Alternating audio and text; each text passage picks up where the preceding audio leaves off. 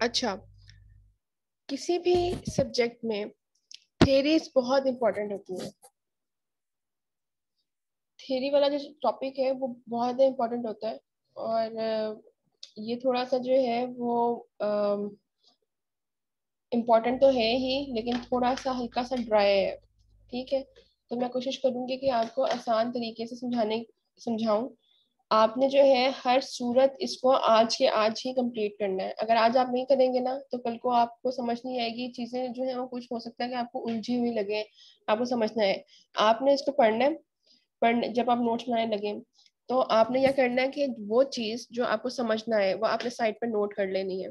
ठीक है, next class में आपने मुझसे डिस्कस करना है इकट्ठे, या 1 से 2 दिन ले लें आप।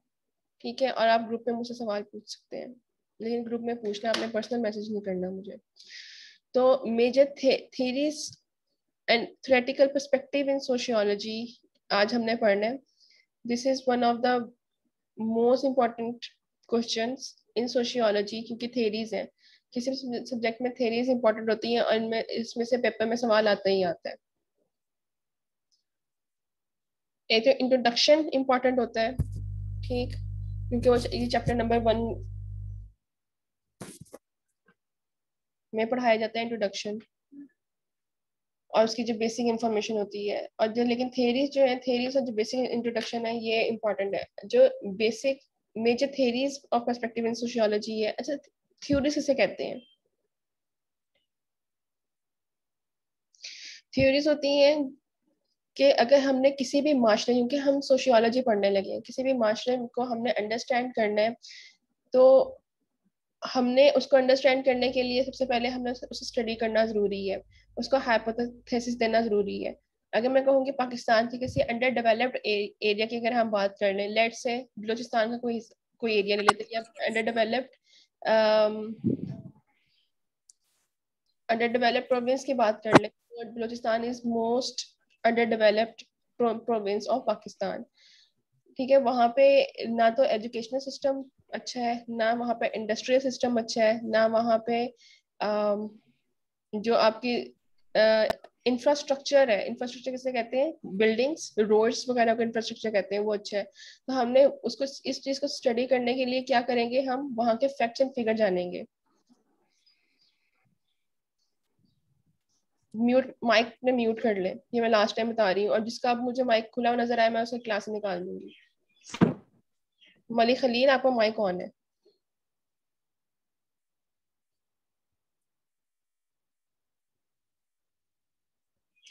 तो किसी भी थ्योरी को पढ़ने के लिए ये इम्पोर्टेंट चीज है कि वो जब इकट्ठे काम कर रही होती हैं तो उसका फिनोमिना क्या होता है। दुनिया की किसी भी चीज का अगर हम ले लें, तो थ्योरी की डेफिनेशन ये बहुत अच्छी मुझे मिली थी, तो मैंने अपने नोट्स में इंक्लूड कर दी कि स्क्यूपिन एंड डेकोर्स जो थे वो फिलोसफर्स थे। इनके मुताबिक थ्योरी किसे कहते हैं, is a set of interconnected hypothesis. Interconnected क्या मतलब होता है, आपने चीजों को, डिफरेंट चीजों को आपने रिलेट करना होता है। इंटरकनेक्टेड हाइपोथेसिस चीजें कौन सी हैं, यहाँ पे इंफ्रास्ट्रक्चर हो गया आपका, मेडिकल केयर सिस्टम हो गया, मेडिकल केयर सिस्टम में हॉस्पिटल्स और क्लिनिक्स वगैरह आ जाएंगे। ठीक है, अगर फॉर एग्जांपल आपका हेल्थ सिस्टम हो गया, फॉर एग्जांपल ये सारी चीजें एक दूसरे से इंटरकनेक्टेड है। फॉर एग्जांपल अगर किसी की तबीयत खराब है, कोई बीमार है, ठीक है, आपने हॉस्पिटल जाना है। अब शहर का सबसे अच्छा हॉस्पिटल रेफर किया जाता है कि आपने वहां जाना है। जब तक आपके शहर का इंफ्रास्ट्रक्चर सिस्टम ही बेहतर नहीं होगा, आपके रोड सही नहीं होंगे, तो आप हॉस्पिटल कैसे जाएंगे। ठीक है, सड़कें अच्छी नहीं है, वहां पर आपका टाइम भी वेस्ट होगा, क्योंकि एक जो प्लेन रोड है उस पर सफर करने में डेफिनेटली टाइम कम लगता है as compare to that road जो खराब होती है, जहाँ बम्प्स बहुत ज्यादा होते हैं। ठीक है, तो थ्योरी थ्योरी को इसने इन्होंने कैसे डिफाइन किया कि set of interconnected hypothesis that offer general explanation for natural and social phenomena, and it also been noted that the term the perspective and school of thoughts are often used interconnectively. Major theories और perspective जो है ये एक दूसरे से interconnected होते हैं। और यहाँ पर एक हाइपोथेसिस दिया जाता है कि अगर हमने किसी भी सोशल फ्रेमवर्क में कोई चीज डिस्कस करनी है तो कैसे दो या दो से ज्यादा चीजें एक दूसरे से इंटरकनेक्टेड है। इसलिए मैंने आपको यहाँ पे इंफ्रास्ट्रक्चर सिस्टम की और स्कूल्स की इंफ्रास्ट्रक्चर सिस्टम की और हेल्थ केयर की आपको मैंने एग्जांपल दी कि ये दोनों एक दूसरे से कितनी रिलेट करती हैं। अगर हम थेरीज की बात की जाए, there are basically 3 basic theories of sociology, ठीक है। बेसिक और मेन इंपॉर्टेंट थेरीज जो है वो 3 है, लेकिन इसके अलावा छोटे छोटे थेरीज हैं, उसको भी मैंने एक पैराग्राफ में अपने नोट्स में ऐड कर दिया है। The 3 major theoretical perspectives of sociology are provided overall framework, which are ये 3 है, important है। Structure functionalism, number 1. Second one is social conflict theory, number 2, and symbolic interactionism. ये 3 basic important most important theories हैं। अगर इन तीनों में से important theories का देखा जाए तो structure functionalism and social conflict theory जो है वो इम्पोर्टेंट है इन तीनों में सबसे ज्यादा। और अगर इन दोनों में देखा जाए तो social conflict theory is most important. जो इवन वो लोग जो सोशियोलॉजी में मास्टर्स कर रहे होते हैं, एमएससी कर रहे होते हैं, उन लोगों को मास्टर्स लेवल पर ये सवाल आता ही आता है, सोशल कॉन्फ्लिक्ट थ्योरी।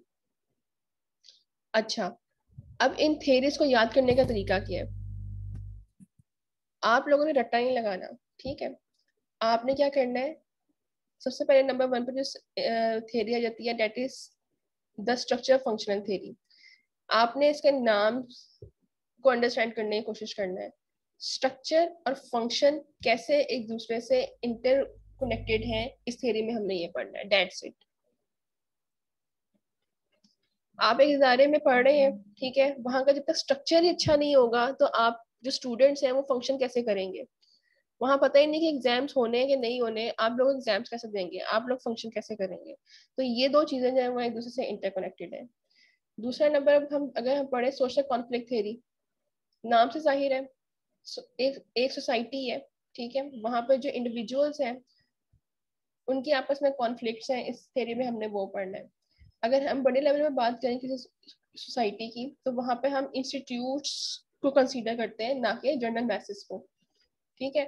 पाकिस्तान को अगर हम एज ए सोसाइटी पढ़े तो यहाँ पे हमने सबसे पहले देखना है कि पीस, फॉर एग्जाम्पल आपके पास स्टेटमेंट है कि पीस पाकिस्तान में ऐसा नहीं है जितना आज से 50 साल पहले था। आपने आपने यहाँ पे अपना हाइपोथेसिस क्या देना है? आपने यहाँ पे अपना हाइपोथेसिस क्या देना है कि अगर यहाँ पे पाकिस्तान जो एक इंस्टीट्यूट है, पाकिस्तान एक जो स्टेट है, यहाँ के जो इंस्टीट्यूट्स हैं, अगर इनमें ये पीसफुली काम करेंगे और इनके आपस में कॉन्फ्लिक्ट्स नहीं होंगे तो ये बेहतर तरीके से वर्किंग कर सकते हैं। बेहतर वर्किंग होगी तो जो जनरल मैसेज है वो बेहतर तरीके से अपना फंक्शन कर सकते हैं, सोशली फंक्शन कर सकते हैं, मतलब मूव कर सकते हैं। अगर यहाँ पे देखें पीस नहीं है तो आप घरों से नहीं निकल सकते, ठीक है। आपको क्योंकि सबसे पहले जो बेसिक नेसेसिटी है वो आपको अपनी जान की हिफाजत करना है। जो स्टेट की जिम्मेदारी है कि जितने भी सिटीजन्स हैं उनको तहफ़्फ़ुज़ फराहम किया जाए। फिर वहाँ पे जो लॉ इन्फोर्समेंट के इदारे हैं, ठीक है, जैसे कि पुलिस हो गई, पुलिस का काम क्या होता है कि विद इन स्टेट उन्होंने अमन कायम करना होता है। आर्मी का काम क्या होता है? उनका काम ये नहीं होता कि आप उन्होंने मुल्क के अंदर काम करना है, उनका काम होता है सरहद की हिफाजत करना। अगर कोई बंदा लॉ तोड़ता है तो उसको पकड़ने का काम होता है पुलिस का, और सजा और जजा सुनाने का काम होता है कोतवाल का, जिसे अदालत बोलते हैं, जुडिशरी सिस्टम बोलते हैं। आपने कौन सा काम करना है एज अ रिस्पॉन्सिबल सिटीजन, और कौन सा काम जो है वो लॉ तोड़ने के बराबर में आएगा, इसे कहते हैं लॉ मेकिंग। ये काम करना होता है आपकी पार्लियामेंट के अंदर। पार्लियामेंट के अंदर मतलब ये जो आपके सारे पॉलिटिशियन है, ये लोग असेंबली में क्या करते हैं? असेंबली में ये कोई काम नहीं करते। मतलब पाकिस्तान की अगर बात करें तो मोस्टली क्या होता है कि यहाँ पे अगर लॉ मेकिंग करनी है तो यहाँ पे एक दूसरे पे इल्जाम लगना शुरू हो जाता है कि आपने फलाना किया, ढिमकाना। असल काम जो लॉ मेकिंग है वो नहीं हो रही होती। तो जब आप अपना काम नहीं करेंगे तो वहां पे ऑटोमेटिकली कॉन्फ्लिक्ट्स आ जाएंगे। तो सोशल कॉन्फ्लिक्ट थ्योरी के अंदर हम पढ़ेंगे कैसे सोसाइटीज के अंदर कॉन्फ्लिक्ट्स आते हैं। तीसरी थ्योरी है सिंबॉलिक इंट्रैक्शनिज्म। मतलब जितने भी इंस्टीट्यूट्स हैं वो अगर एक से इंटरेक्ट करेंगे तो कैसे किसी भी सोसाइटी के अंदर पीस कायम किया जा सकता है, दैट्स इट। यहाँ तक कोई क्वेश्चन हो तो आप मुझसे पूछ सकते हैं। मुझे लगता है ये लेक्चर जो है ये थ्योरीज का ही मेरे ख्याल से लंबा जाएगा, लेकिन मैं कोशिश करूंगी कि आज के लेक्चर में कंप्लीट कर लूँ। इससे कोई प्रॉब्लम नहीं है। मैंने अभी अब आपको भी एक ब्रीफ सा ओवरव्यू दिया है। अच्छा नो मैम। ठीक है ठीक है। द स्ट्रक्चर फंक्शन थ्योरी क्या होती है, इसे आपने लाजमन आज कंप्लीट करना है, लाजमन हर सूरत। खाना खाना भूल जाना ये काम जरूर आपने करना है, ये इतना इंपॉर्टेंट है। और इसमें से सवाल आना ही आना है पक्का, ये मैं पहले आपको बता रही हूँ। लॉन्ग क्वेश्चन होगा तो मैं लाजमी दूंगी लॉन्ग क्वेश्चन, और शॉर्ट क्वेश्चन तो उसमें से आएंगे ही आएंगे 110%। स्ट्रक्चर फंक्शन थ्योरी जो है इसके अंदर this is one of the dominant theory, ठीक है, जिसके अंदर कॉम्बिनेशन है एंथ्रोपोलॉजी का और सोशियोलॉजी का। अब यहाँ पर आप लोगों ने एक नया लफ्ज पढ़ा है एंथ्रोपोलॉजी। सोशियोलॉजी तो हम पढ़ ही रहे हैं कि सोशियोलॉजी में क्या क्या होता है, साइंस ऑफ सोसाइटी के बारे में इज नोन एज सोशियोलॉजी। मैंने कल जो इंट्रोडक्शन आपको पढ़ाया था उसके अंदर सबसे पहली या दूसरी मेरे ख्याल से डेफिनेशन थी कि सोशियोलॉजी किसे बोलते हैं। एंथ्रोपोलॉजी किसे बोलते हैं, इसके डेफिनेशन लिखे हैं। The study of human societies, the study of human societies comma cultures and their development is known as anthropology. The study of human societies, cultures, and their development.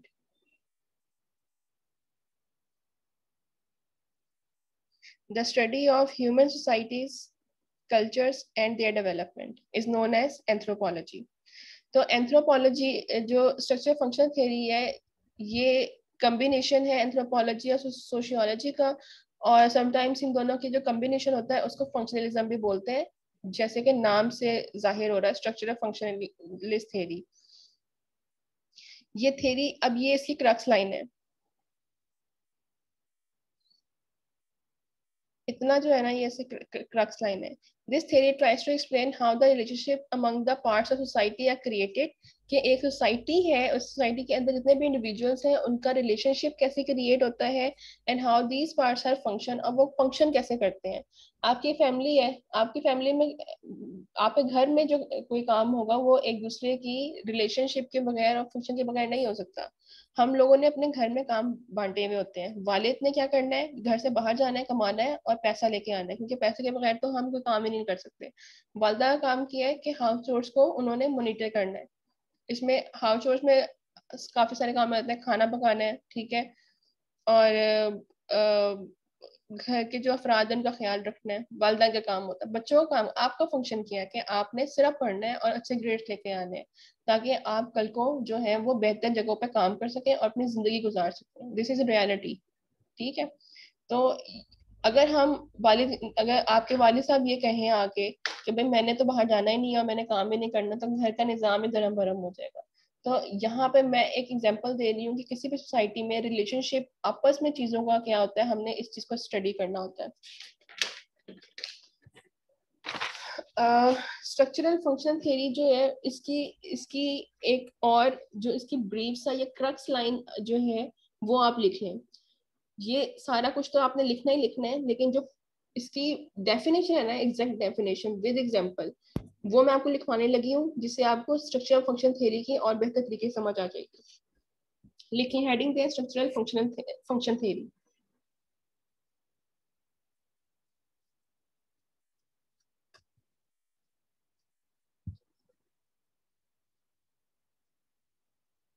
According to this theory,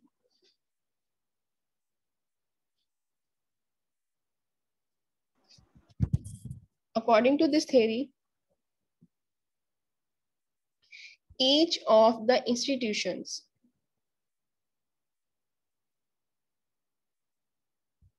according to this theory, each of the institutions, comma, relationships, comma, roles and ma'am norms। आपकी आवाज नहीं आ रही। क्यों नहीं आ रही? बाकी सबको भी नहीं आ रही? मैम द स्ट्रक्चर फंक्शन दोबारा समझाओगे? हमें नहीं आ रही। स्ट्रक्चर फंक्शन में भी समझा ही रही हूँ मैंने शुरू। किसी को भी नहीं आ रही आवाज? आ रही है मैम। मैम मुझे नहीं आई, बस इतना ही पता चला अकॉर्डिंग टू दिस थ्योरी, इससे आगे कुछ भी नहीं पता चला। अच्छा चलो कोई बात नहीं, मैं बता देती हूँ दोबारा। According to this theory,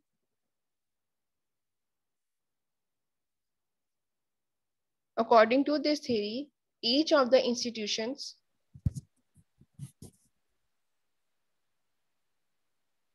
according to this theory, each of the institutions, comma, relationships,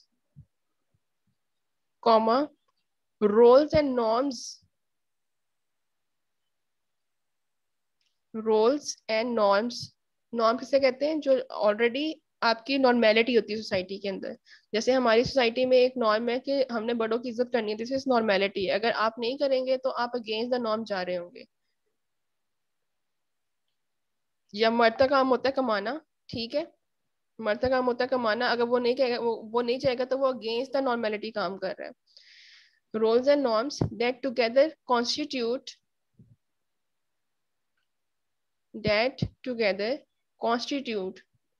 constitute की स्पेलिंग होते हैं CONSTITUTE, constitute a society,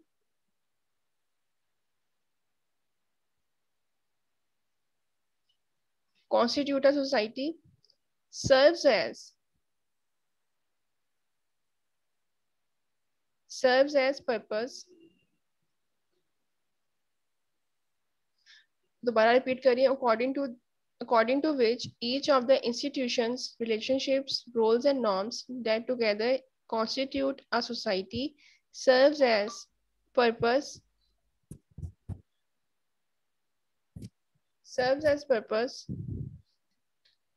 and each is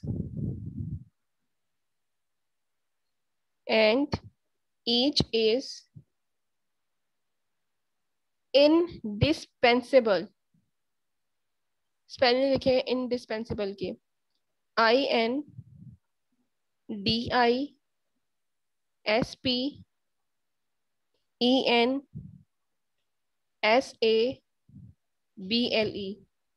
and each is indispensable।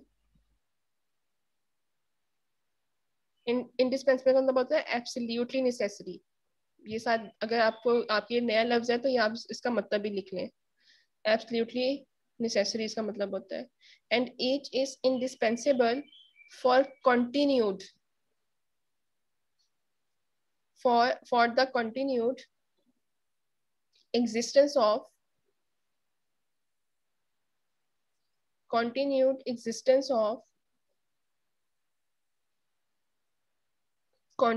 existence of the others,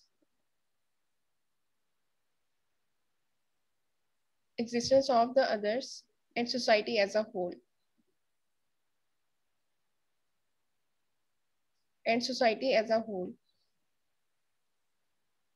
मैं repeat कर रही हूँ, definition जिसकी miss हो गई है वो दोबारा लिख लें।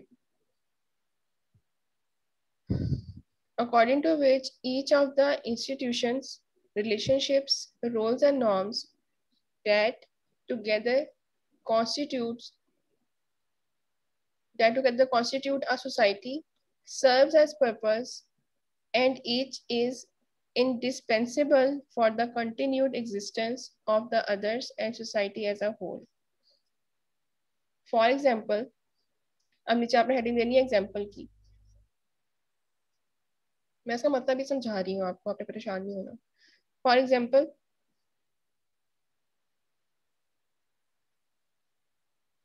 एजुकेशन,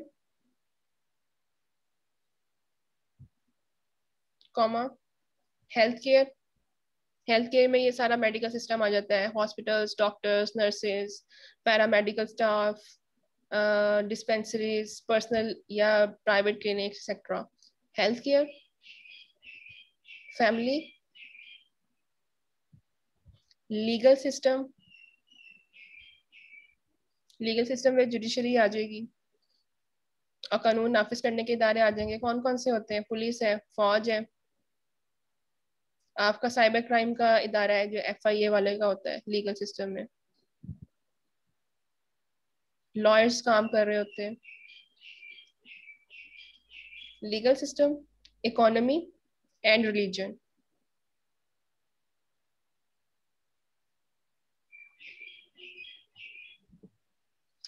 एग्जाम्पल में मैंने क्या लिखवाया है? Education, health care, family, legal system, economy and religion. लिख लिया सबने? जी मैम। ठीक हो गया।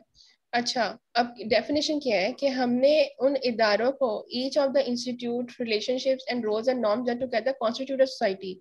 किसी सोसाइटी, कोई भी सोसाइटी कैसे बनती है? ये नहीं हमने कहना कि एक सोसाइटी है, वहां पे इंडिविजुअल्स रह रहे हैं तो वो सोसाइटी बन गई है। नो, एक घर, एक जगह है, ठीक है, उसमें लोग रह रहे हैं, वो एक फैमिली बन गई। ठीक है, उस जगह पर आके दूसरी फैमिलीज आ जाती हैं तो क्या बनता है? कम्युनिटी बन जाती है। ठीक है, कुछ ही फासले पर दूसरी कम्युनिटीज बन जाती हैं, तो वहां पे क्या होता है? वो सोसाइटी बन गई है। अब एक सोसाइटी है, उसको एक प्रॉपर तरीके से रन करना होता है, एडमिनिस्टर करना होता है, जहाँ पे जरूरी है कि वो लॉ एंड ऑर्डर के वहां पे सिचुएशन कायम रहे। ये नहीं है कि आप पीसफुली अपने घर में बैठ रहे हैं और किसी का भी दिल किया तो वो आपके घर में आ जाए। ये गलत है, ये एथिकली गलत है, ये नॉर्मेटिकली गलत है। तो इस चीज को, इस तरह के रवैयों से बचने के लिए क्या करते हैं कि यहाँ पर कानून नाफिज करने वाले इदारे होते हैं जिन्हें इंस्टीट्यूशंस बोलते हैं। ठीक है, इसके अलावा जो है वो दूसरे इंस्टीट्यूट्स जैसे हो गए एजुकेशन, हेल्थ सिस्टम हो गया, या फैमिली, या लीगल, इकोनॉमी, या रिलीजन हो गया, इनका आपस में रिलेशनशिप आ गया। दूसरे नंबर पर क्या आ गया? Each of the institutions, relationships, roles and norms, इनके रोल्स, इनका किरदार और नॉर्मेलिटी के अगेंस्ट नहीं जाना। इस चीज को अगर हम इकट्ठा कर दें, टुगेदर कर दें, तो it constitute a society which serve as purpose, जिसका एक मकसद होता है, and which each is indispensable. Each कौन सा होता है? इतने भी फैक्टर्स मैंने आपको बताया, institutes and relationship and their roles and norms. indispensable, they are extremely necessary for the continued existence of the others, जिसकी वजह से दूसरे लोग जो हैं वो अपनी बका के लिए जिंदा रहेंगे, वो सोसाइटी बना सकते हैं। ना सिर्फ इंडिविजुअल्स के लिए जरूरी होता है बल्कि सोसाइटी एज अ होल के लिए भी जरूरी होता है। So these lines were the crux line of the structure function theory. इससे आसान जो डेफिनेशन है ना वो आपको कहीं नहीं मिलेगी, और मेरे ख्याल से अभी तक आपके कॉन्सेप्ट क्लियर हो जाने चाहिए कि what is the definition of structure function theory, कि जहाँ पे इंस्टीट्यूट्स के आपस में रिलेशनशिप को हम पढ़ेंगे और उन्होंने कैसे फंक्शन करना होता है firmly under the law and order, under the norms of society. This is known as structure function theory. जहां तक किसी को कोई मसला हो तो मुझे बता दें।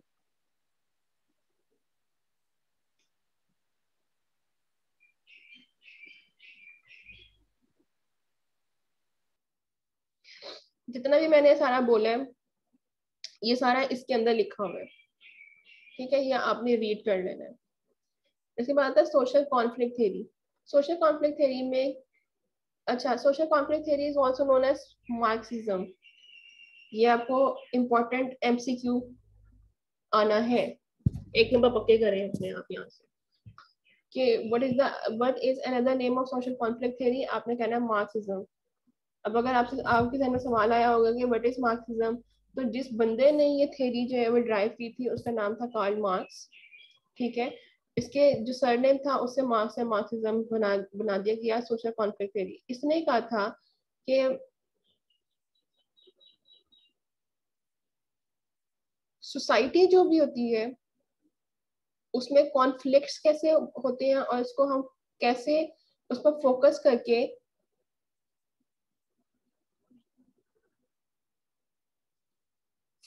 हम चीजों चीजों को बेहतर कर सकते हैं। ये सोशल कॉन्फ्लिक्ट थ्योरी के अंदर आ गया। वो कौन सी ऐसी फैक्टर्स हैं जिनकी वजह से सोसाइटी के अंदर कॉन्फ्लिक्ट्स पैदा होते हैं।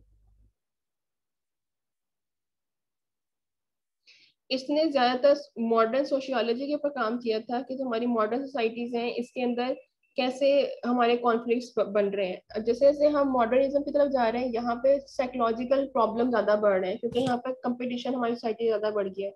आप कोई भी एक सब्जेक्ट उठा के देख लें, आप लोगों ने अभी एक्सपीरियंस किया रिसेंटली एडमिशन के सिलसिले में, आप कोई सा भी सब्जेक्ट उठा के देख लें, आप यूनिवर्सिटीज में अप्लाई करते हैं वहाँ हजारों की तादाद में एप्लीकेंट्स होते हैं। ठीक है, इवन आप आर्ट्स में उठा कर देख लें या किसी ने पेंटिंग का भी कोर्स करना है वहां पर जाकर देखें वहां हजारों लोग आ रहे हैं, तो यहाँ पर कंपटीशन आ रहा है। ठीक है, कंपटीशन ज्यादा होगा तो वहां पे एंजाइटी बढ़ेगी, एंजाइटी ज्यादा होगी तो वहां पर डिप्रेशन होगा, which lead to problem.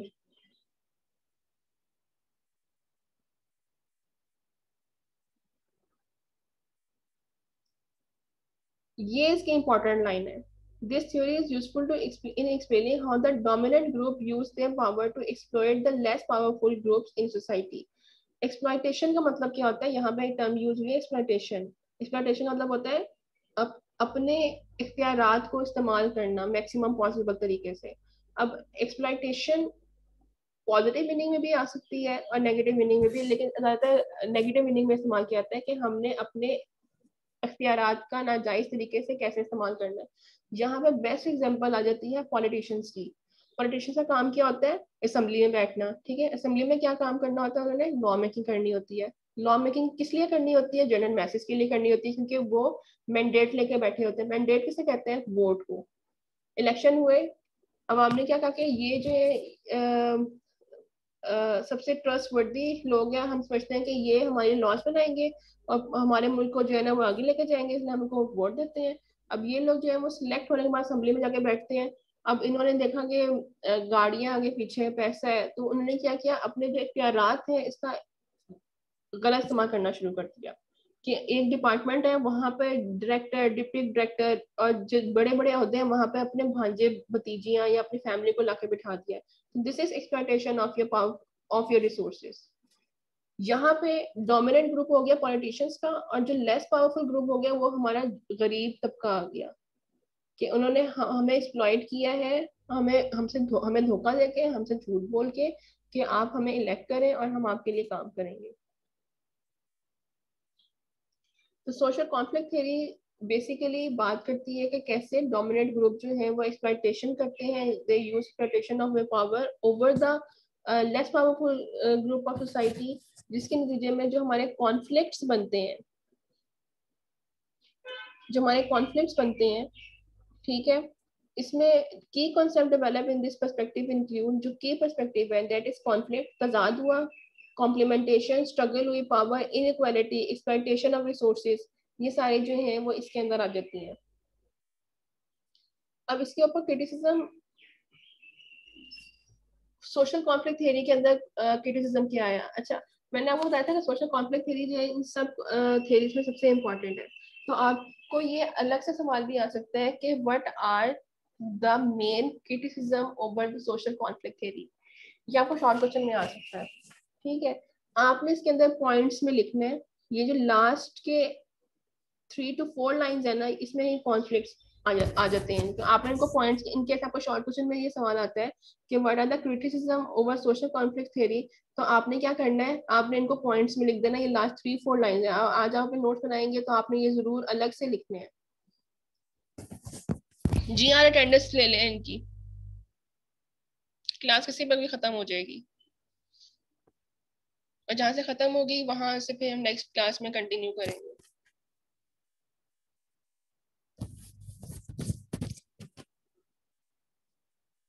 Criticism क्या हुआ था कि इस जो कार्ल मार्क्स था उसने सिर्फ इनइक्वालिटी की बात की थी एंड डिवीजन की बात की थी। जी हमारा क्रम,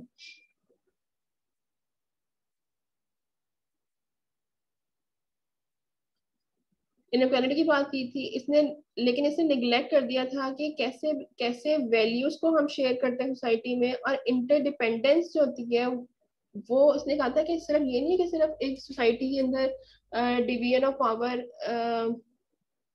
इस टाइम आ रहे हैं, ये मैं जो क्लास में नहीं एंटर होने दूंगी, शेख हासिम। जब एक सोसाइटी बनती है तो वहां पे इंटरडिपेंडेंस जनरेट होती है, जिसकी वजह से यूनिटी जो है वो प्रोवोक होती है, जहाँ पे ये पॉजिटिव चीज है। तो जो क्रिटिक्स थे उन्होंने कहा था कि सिर्फ नेगेटिव पॉइंट्स नहीं है, ठीक है। सोशल कॉन्फ्लिक्ट थ्योरी में कार्ल मार्क्स ने सिर्फ नेगेटिव पॉइंट्स पर फोकस किया है, यहाँ पे इंटरडिपेंडेंस है जिस वजह से हम यूनाइटेड हो जाते हैं सोसाइटी के अंदर।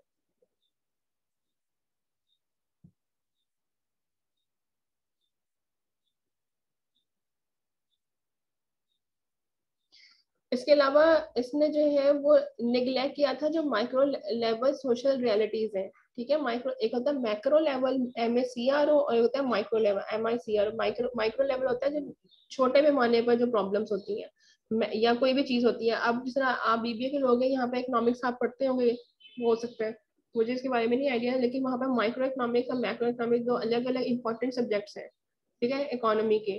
तो माइक्रो माइक्रो लेवल पर जो इसने प्रॉब्लम्स थी उसने निग्लेक्ट की थी, तो ये भी क्रिटिसिज्म इस पर हुआ था। यहाँ तक कोई सवाल हो तो मुझसे पूछ लें।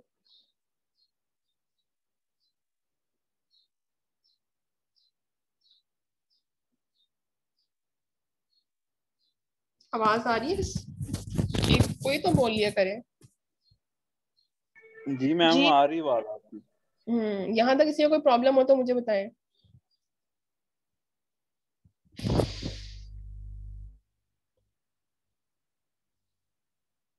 इसके बाद है सिंबॉलिक इंट्रैक्शनिज्म, ठीक है। 3 से 4 लोगों ने मिलकर अर्ली 20th सेंचुरी में, यानी कि 1900 में, अर्ली 1931 में भी किसी ने इन्होंने काम करता है, 1929, तो जो अर्ली 20th सेंचुरी थी उसमें 3 से 4 लोगों ने मिलकर काम किया था। अमेरिकन सोशियोलॉजिस्ट थे, ठीक है। इसका नाम चार्ल्स हॉटन है, विलियम थॉमस है, जॉर्ज हर्बर्ट है। ये 3 लोग थे, इन्होंने काम किया था। ये जो डेट्स हैं इनको याद करने की जरूरत नहीं है, ठीक है। आपने सिर्फ इनके नाम याद कर लेने हैं। सिंबॉलिक इंट्रक्शनिज्म के जो फाउंडर थे वो कौन थे?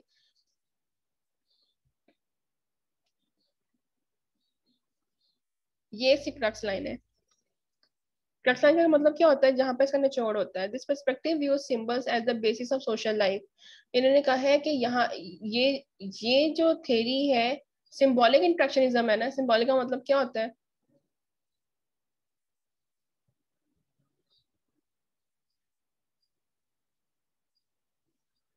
कोई एक बच्चा बोल दिया करे। सिंबल्स का मतलब होता है ऐसी चीजें जिससे चीजें अटैच होती है, उससे कोई मतलब होता है। जैसे कि आपके बीबी, चलो मैथ्स की एग्जांपल ले लें, पाई इज अ सिंबल, ठीक है। पाकिस्तान में बैठ के अगर आप पाई की बात कर लें, या फिर आप दुनिया किसी भी कोने में मैथमेटिक्स की अगर हम पढ़ें, तो वहां पे पाई की एक ही वैल्यू है, डेट इज 22/7। या अगर इसको पॉइंट्स में करें तो ये मतलब पाई की एक वैल्यू है। हमें पता है कि हम मैथ्स में क्या पढ़ते हैं, तो दिस इज अ सिंबल, ठीक है। This theory stresses the analysis of how our behaviour depends on how we define others and ourselves. मतलब यहाँ पर रिलेशनशिप बात हो रही है। इंट्रैक्शनिज्म का मतलब क्या होता है? इंट्रैक्शनिज्म का कि यहाँ पे फॉर एग्जांपल अगर टीचर और स्टूडेंट का इंट्रैक्शन होगा, तो यहाँ पे मेरा जो आपके साथ एटीट्यूड है वो डिपेंड कर रहा होगा आपके एटीट्यूड पे। जितना सीरियस और अच्छा स्टूडेंट होगा पढ़ाई की तरफ, टीचर का एटीट्यूड भी